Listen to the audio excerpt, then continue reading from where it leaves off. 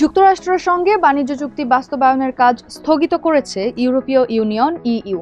ফেব্রুয়ারি মাসের দ্বিতীয় সপ্তাহে মার্কিন প্রেসিডেন্ট ডোনাল্ড ট্রাম্পের বর্ধিত শুল্ক আরোপের সিদ্ধান্ত বাতিল করে দেন দেশটির সুপ্রিম কোর্ট। এর পরিপ্রেক্ষিতে ট্রাম্পের পরবর্তী পদক্ষেপ কি হবে তা পরিষ্কার না হওয়ায় চুক্তি স্থগিতের সিদ্ধান্ত নেওয়া হয়েছে বলে জানায় ইইউ।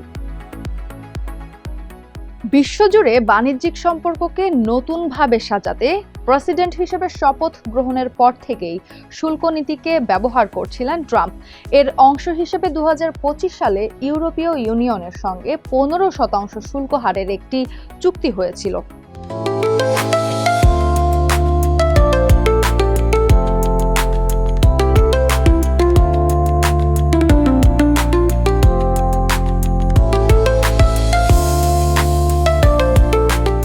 সুপ্রিম কোর্টের রায়ের পর বিকল্প হিসেবে দ্রুত নতুন পদক্ষেপ নেন মার্কিন প্রেসিডেন্ট।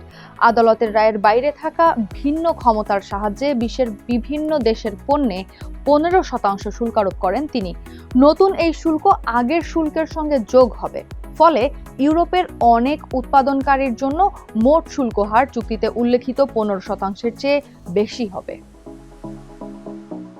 ইউরোপীয় পার্লামেন্টের জার্মান সদস্য ও আন্তর্জাতিক বাণিজ্য কমিটির চেয়ারম্যান বার্ন্ড ল্যান্ডস বলেন, পুরনো চুক্তিতে 15% শুল্কের কথা থাকলেও এখন অনেক পণ্যে শুল্ক তার চেয়ে বেশি হয়ে গেছে।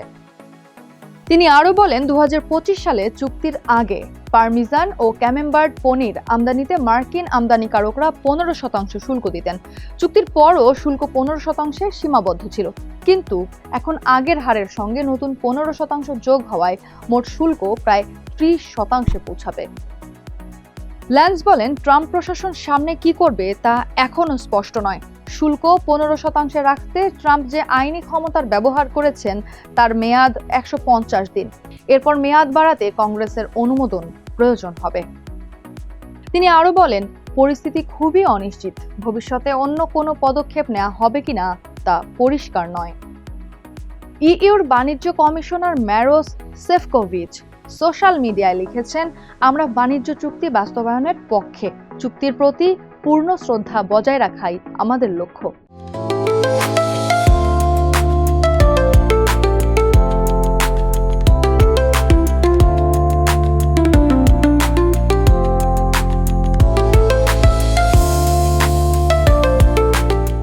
2025 সালে স্কটল্যান্ডের টার্নবেরিতে ট্রাম্পের গলফ কোর্সে এক বৈঠকে একটি খসড়া চুক্তি করেন ইইউর নির্বাহী শাখার president Ursula von der Leyen, যেখানে অধিকাংশ পণ্যে 15% শুল্ক এবং ডিজিটাল পরিষেবা সংক্রান্ত নিয়ম অপরিবর্তিত রাখার শর্ত ছিল।